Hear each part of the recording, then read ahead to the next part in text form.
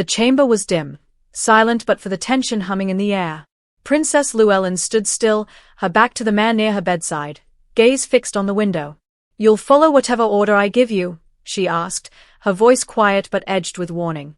"Yes," he replied, hesitation betraying his nerves. "Are you sure you won't regret it?" she pressed. "I won't," he said firmly. A faint smile touched her lips as she turned to face him. "Then, take off your clothes." At the ball, Princess Llewellyn descended the grand staircase with measured steps. The maids glanced at one another uncertainly as she entered the hall. "She's here," one whispered. "Is that really her?" another murmured.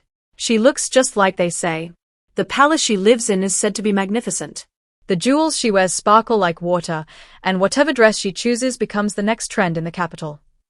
"Princess Llewellyn has arrived," a butler called out as she stepped down with poise. The nobles whispered behind fans and wine glasses. Llewellyn, quiet and composed, heard the murmurs but didn't react.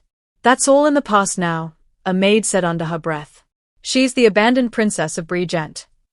Llewellyn tightened her grip around the cooling stone in her palm.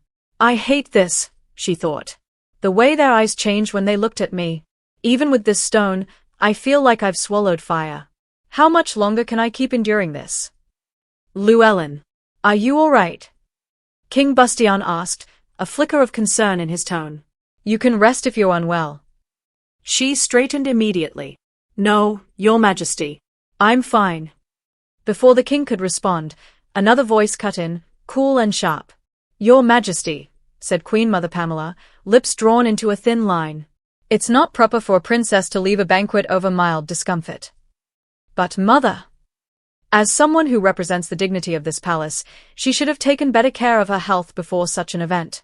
This behavior reflects poorly on the royal family. Discipline is necessary. Llewellyn forced a smile. "Take care of my health? If anything, it's because of her I'm like this." Queen Pamela continued, "This banquet celebrates Duke Fitzurk's return.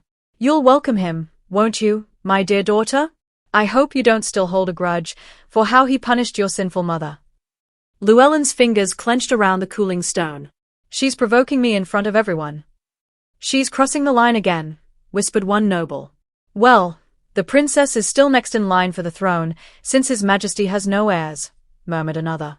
"But still, bringing up her mother? That's cruel." Llewellyn exhaled slowly. "She wants me to break. If I leave now, she wins. No, I won't give her the satisfaction." The ball commenced. A voice rang through the hall. "Duke Almondite Fitzurk has arrived." The grand doors opened to thunderous applause as the Duke entered. "Blessings on Duke Fitzurk, savior of the kingdom. Isn't he the one who cleared out the dark mags? He even recovered the lost holy sword." "He's impressive, but our Captain Tristan is still better," a guard muttered. From his position, Tristan Jayard, captain of the Red Knights, observed silently. As the Duke approached the throne, the crowd grew quiet. His gaze met Llewellyn's. Her face flushed. She looked away quickly. "What's wrong with me? Why did I react like that?" she scolded herself. The stone pulsed faintly in her hand. "Welcome, Duke Fitzurk," said King Bustian, stepping down from the dais. "It is an honor, Your Majesty," the Duke replied. "My apologies for missing the day of glory." "You've nothing to apologize for. I've been eager to speak with you ever since hearing of your deeds. Were you injured?" "I returned safely thanks to your support," the Duke answered modestly. The king chuckled. Ever humble. Llewellyn, watching, thought bitterly, how repulsive. Then the Duke turned toward her. "I'm glad to see you in good health, Princess Llewellyn." Her smile froze. How dare he? She stood abruptly. "Thank you, Duke Fitzurk. How unexpected for you to show concern for my well-being when you had no such care for my mother." The nobles stirred. Pamela's followers frowned. "She's definitely referring to her birth mother. She's always been defiant. She should show gratitude instead." At the mention of her mother, Llewellyn's hands trembled slightly. "A hero?" she thought. "You, Almondite Fitzurk? You let my mother die. You led her to the guillotine. I saw the blade fall. I lost her, and my brother, and all I've known since is humiliation. How can I smile at the man who helped destroy my life?" Suddenly, pain surged at her neck. She staggered slightly. Llewellyn, the king said, catching her arm. I'm all right, she murmured, though her head throbbed. The cooling stone dimmed. Her breath caught. I'm not well, your majesty. May I be excused? She asked quickly, before rushing away. Outside the hall, she stopped and looked back briefly. I need to get away from everyone. Her fingers clutched her neck, where a glowing mark had begun to burn faintly. If it weren't for that hunting trip. If I hadn't been kidnapped. Cursed. She remembered the cold stone altar, the cloaked figures chanting. The pain. The voice of Asmodeus whispering. What an interesting wish. She'd screamed as the mark was burned into her. Now, back in the present, she dropped the stone and sank onto a bench, flushed and shaking.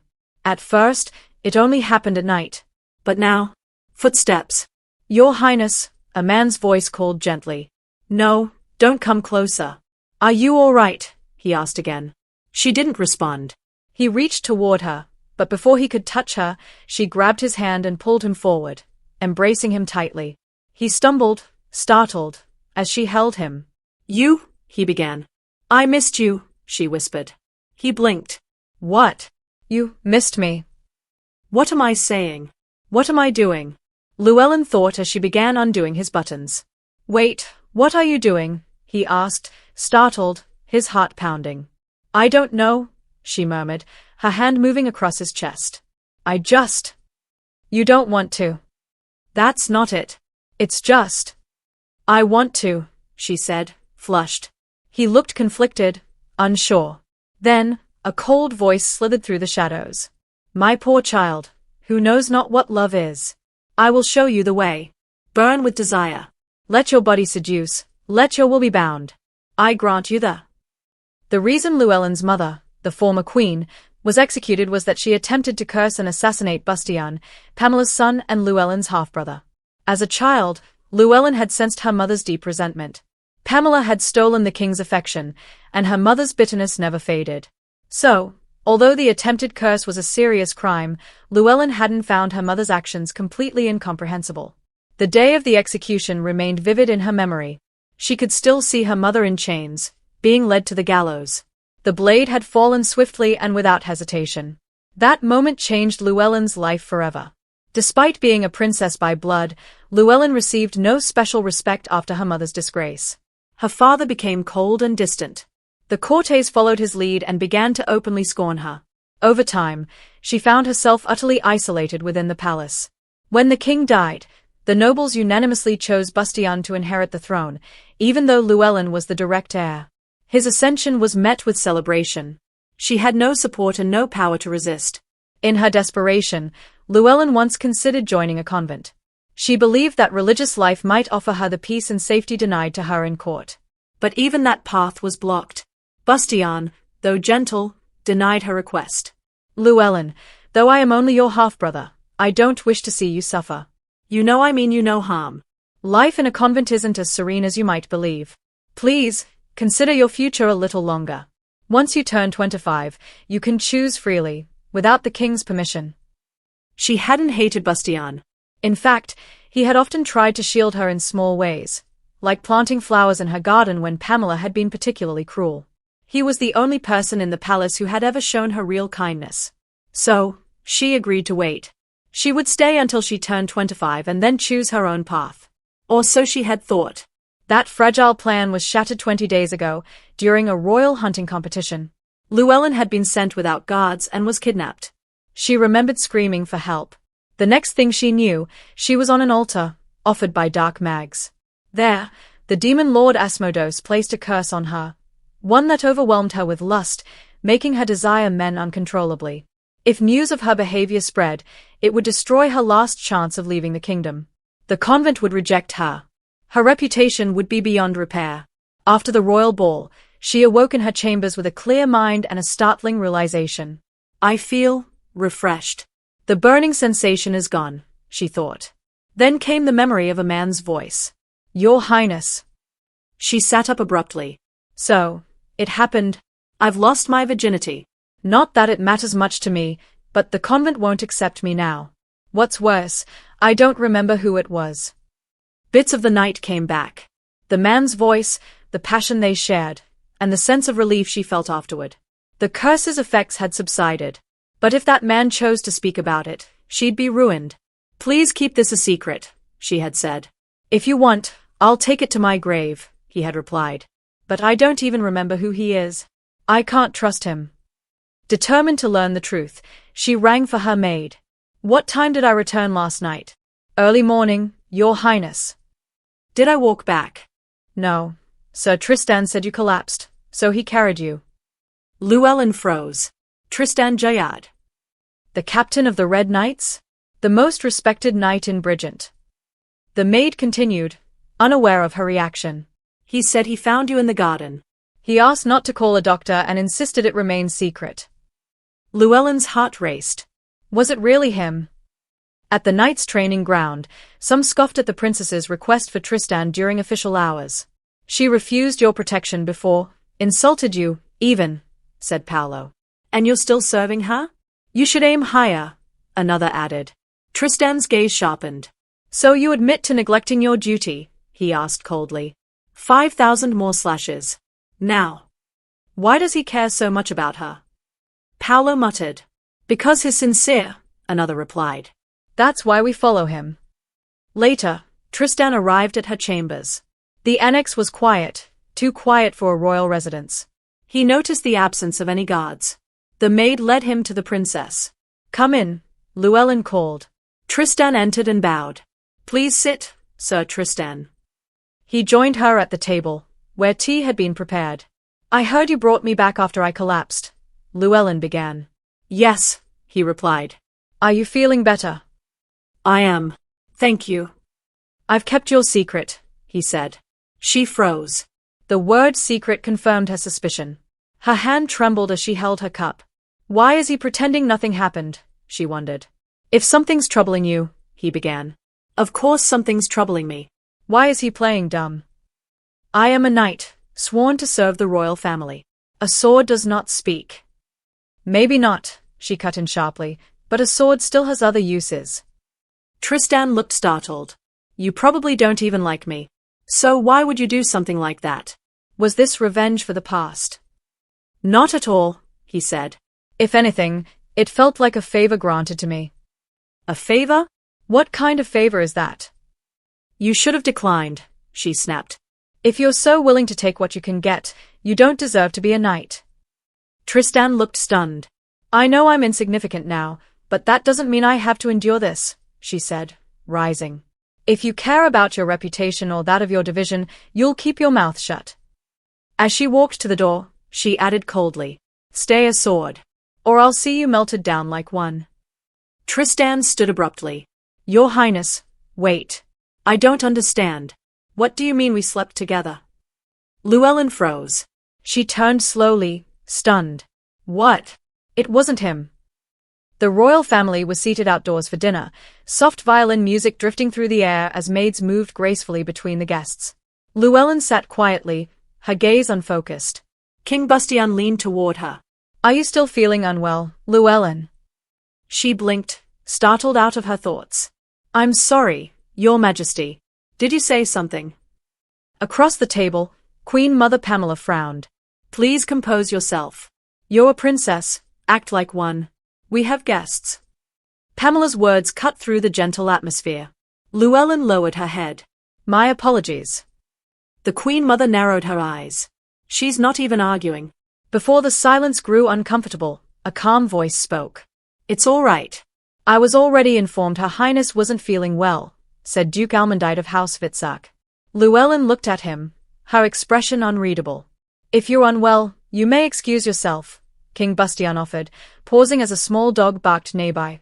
Queen Pamela's pet, carried in the arms of a maid. "Oh, Count Benicio de Herod Edinburgh Wellington." "Hush now, that's no way to greet the king," Pamela cooed, calming the dog. Then she turned sharply to Bustian. "Honestly, Your Majesty, how quickly you've forgotten Llewellyn's behavior toward Duke Witzak yesterday." "Mother," the king replied with restraint, then turned to Llewellyn again. "Would you like the royal physician to see you?" "No," she said softly. "I'll manage." "Very well." He returned to his meal. "On another note, I have some news. The Holy Land will be sending a patron to us." The table fell silent. Is that true? Pamela asked, visibly intrigued. Bastian nodded. They are interested in Duke Fitzurk's recent efforts against the Dark Mags. I suspect the patron will come to bestow the Pope's blessing. Llewellyn's posture stiffened. The blessing, a rare ritual authorized by the Pope, granted divine protection, enhanced healing, and immunity to most illness. Only select patrons from among the archbishops could perform it. Pamela clasped her hands together, beaming. Your father would be proud of you. Duke Almondite gave a small bow. I only did what was expected of me. How humble, she said with a chuckle. Beneath the table, Llewellyn's hands trembled. This is bad. A patron? In Bridgent? Fear coiled in her stomach. If he sees me, if he senses the curse, what then? Her fingers grazed her neck. Ever since that day. What do you think, Princess Llewellyn? Queen Pamela asked pointedly. Pardon? Llewellyn looked up, caught off guard. Do you believe Duke Fitzurk deserves the blessing? Of course. He's done much for the kingdom. He even helped arrest the woman who used a dark mage to cast a curse. Pamela's eyes gleamed. You mean your mother? Llewellyn flinched. Oh, don't look so startled. I'm simply stating facts, Pamela said, stroking her dog. You're not going to use your health as an excuse to leave, are you? What do you think, Lord Benicio? The dog barked again. Pamela laughed softly, amused. From the sidelines, the maids whispered among themselves. She's picking on the princess again. I feel bad for her. She just sits there, taking it. Don't bother. Royals have their own world. We're just here to watch. Llewellyn sat frozen, their words echoing in her ears. Her eyes widened slightly. Pamela watched her, inwardly pleased. That expression suits you, Llewellyn. Powerless. Alone. Llewellyn's hand trembled. Pamela was about to speak again when Duke Almondite rose to his feet. What is the meaning of this? Pamela asked, surprised. Duke Fitzurk. Bastian's voice was calm, but alert. The knights looked up from their meals, confused. His leaving? The dinner's in his honor, one maid whispered. And with the royal family present, said another. I don't feel well, Almondite said simply. And I believe the Queen Mother knows why. Pamela's expression froze. What are you implying? He bowed to the king. My apologies for the disruption. Bastian offered a polite smile. It's all right. This won't change anything between us. Almondite met the king's eyes. May I ask a favor? Of course. Permit me to escort Her Highness to her chambers. Bastian glanced at Llewellyn, then nodded. I trust you'll see her safely there. Almondite moved to her side. Together, they left the banquet hall and entered the quiet corridor of the palace. Once out of earshot, Llewellyn pulled her hand from his. That's enough. He paused. Your Highness. She stopped, turning to face him. Don't expect gratitude. I don't want your help. He didn't speak as she turned and walked ahead. At the stairs, she paused, arms folded. Her thoughts drifted to the night she last saw Tristan. What do you mean we slept together? His voice had been confused, maybe even hurt. I'm screwed, she had thought. That wasn't Tristan. I've only made things worse. She covered her mouth, heart pounding. If it wasn't him, then who? Could the greenhouse hold the answer? A voice called from behind. Your Highness. She turned. Sir Tristan? Her voice faltered. Speak of the devil. I was assigned to guard the banquet, he said, but I noticed no one was guarding you. Then you should return to the banquet, she said coolly. If I may, I'd prefer to escort you. Your Highness. Almondite called, catching up. The two men faced each other, tension simmering in the air. Llewellyn blinked. Why did he follow me here? Tristan leaned closer. Are you meeting him again today? What do you mean, again? She asked. You were with him that night, he said quietly. Her breath caught. What? Her mind scrambled. Dark brown hair, lips on my neck. No. Was it him? Was it Almondite? She stared at him, stunned. Llewellyn's eyes widened in silent realization. She finally recognized the man she had slept with that night. Across from her, Tristan stood still, his gaze calm but conflicted, memories of their last encounter flashing through his mind. At first, I thought she was mocking me, he recalled grimly. How is sleeping with you doing you a favor? You should have declined. You do not deserve to be a knight if you're willing to take whatever you can the moment you have the chance, she had accused. Her confused words echoed again in his mind. What do you mean we slept together? He had asked, tense and uncertain. But her expression had made it clear, she truly believed it. That was the moment he knew, she had mistaken him for someone else. She wasn't pretending. And he had been too stunned to correct her. I didn't know what to say. I'll just pretend I didn't hear that, he had stammered, retreating in silence. As he left her chambers that day, her words lingered. This can't be made public. She's already under pressure. If anyone finds out, he had thought, pressing his fingers to his temples. The truth had settled in. In her vulnerable state, the princess had confused him with another man. She was only 22, still young despite her title. Mistakes could be made, even by royalty. Even knights had faltered under less strain. But one thought wouldn't leave him. Who would dare to sleep with her while she was in that condition? His mind raced. She's not engaged. Then who? Then a memory surfaced, clearer now than it had been before. That night, during the ball, he had seen someone carrying the princess through the gardens. A man's figure in the moonlight. Who are you? Why are you carrying the princess? He had called out, approaching. The man had paused and turned, calm and unbothered. I'd like to know who you are first, he'd replied, holding the unconscious princess in his arms. Tristan stiffened. Recognition hit him. Duke Fitzurk? I am Tristan Jayard, captain of the Red Knights, he introduced himself. Please explain why you're carrying Her Highness. So you're the famous Tristan Jayard, the Duke said evenly. I found her barely conscious in the garden. She collapsed completely, so I decided to bring her back. It's good we crossed paths. It'll be more acceptable for a knight to take her home, he added. Tristan didn't respond right away. The Duke's tone was composed, too composed. Then, she asked that this remain private. I trust you'll honor that, Fitzurk said, gently passing the princess to him. Understood, Tristan replied quietly. She didn't want others to think she was weak, he thought, cradling her gently. But then he noticed her flushed cheeks, her swollen lips, small but telling signs. Not that I didn't know already, but she really is beautiful, he admitted to himself, feeling a faint warmth rise to his face. Then he noticed something else, a scent, subtle, sweet, and oddly alluring. In her sleep, she murmured, Please, keep it a secret. Promise. He leaned down. If that's what you want, I promise. From the shadows, Duke Fitzurk watched them before disappearing into the night.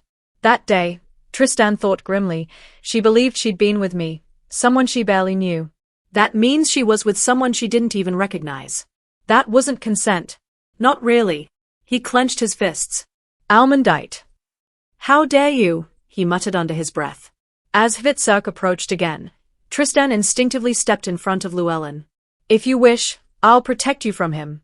Please, stand behind me. Fitzurk hesitated. Llewellyn's expression shifted, disbelief, dawning realization. The man I slept with was Almondite? She thought, stunned. No, it can't be. Then a memory surfaced, his voice that night. Please, do not regret this. She stared at him now, standing quietly, observing. What is the meaning of this? Fitzurk asked, frowning. Her Highness wishes for you to stay away from her, Tristan said firmly. The Duke let out a soft laugh. But Llewellyn's thoughts were spiraling. Why would he do that? What does he want? Is this part of a bigger plan, like what happened with my mother? Did he discover the mark?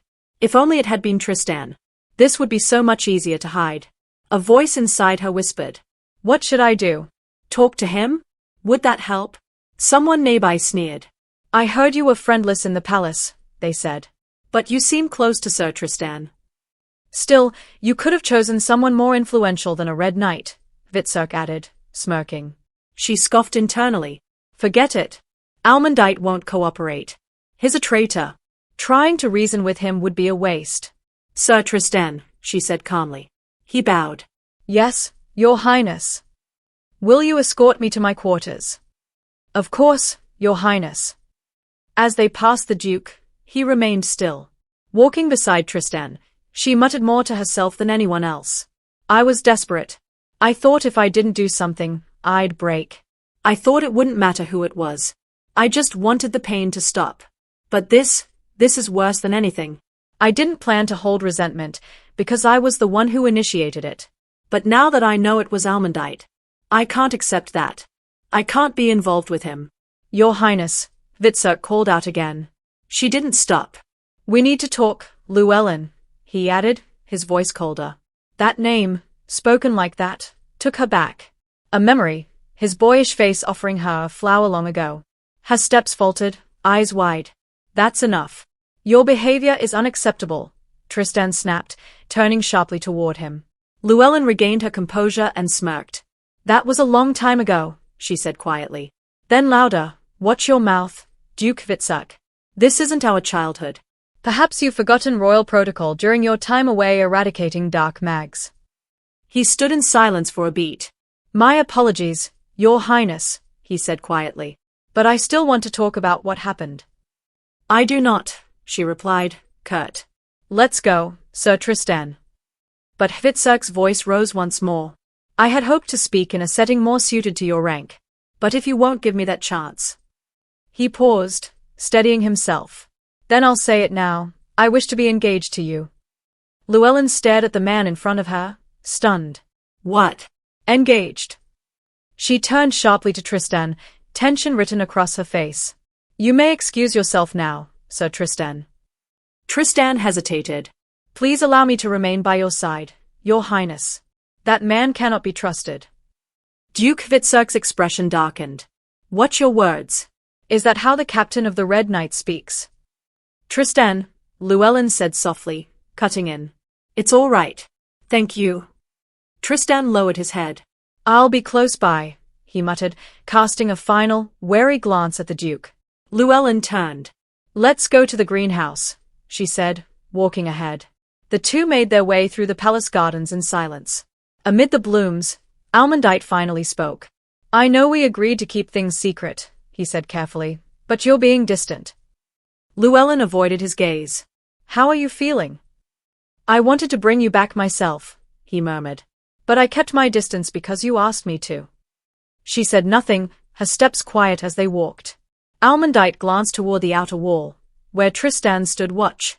But why is Sir Tristan acting like that? Does he know something? He looked back at her. I don't like it.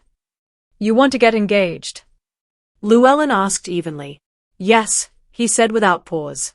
I want to make this relationship. He trailed off as Llewellyn suddenly laughed, startling him. She turned toward him, eyes sharp.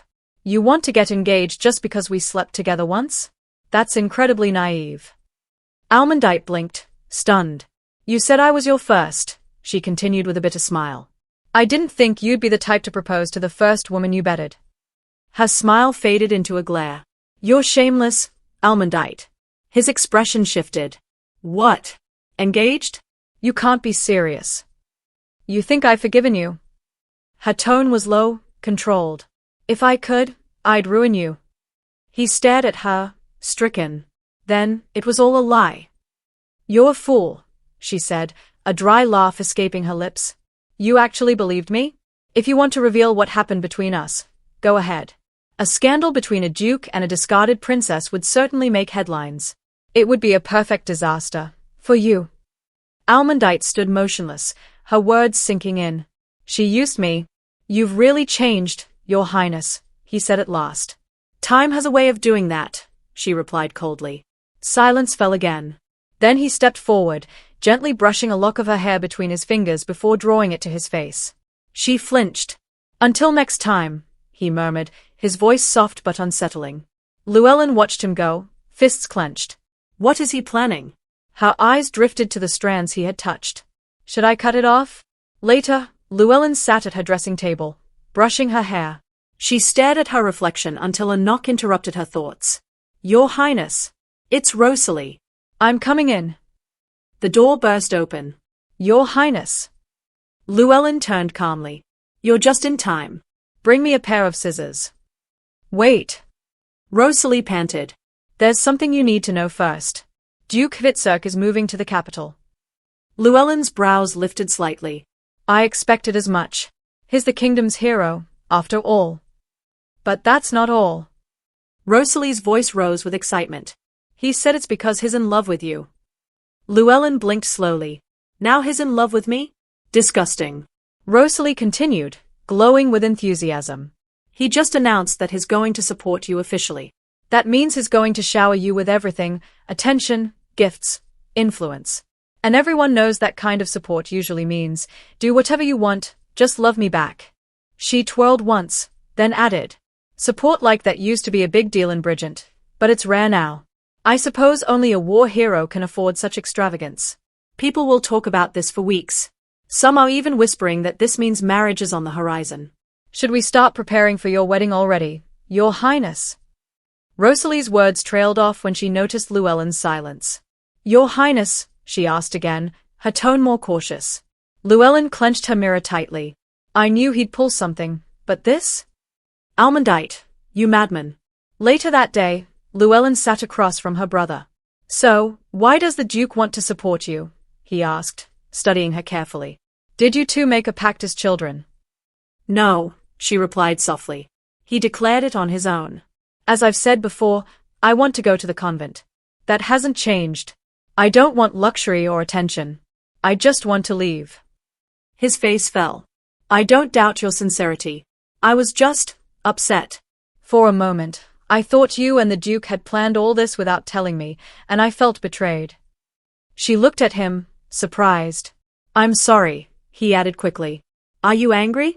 I know you're not after my title. I trust you. She shook her head. It's fine. Thank you for trusting me. He hesitated. Llewellyn, you don't have feelings for the Duke, do you? Doesn't he know what happened between our family and House Fitzurk? No, I don't, she said firmly. Then it's settled, he said with a smile.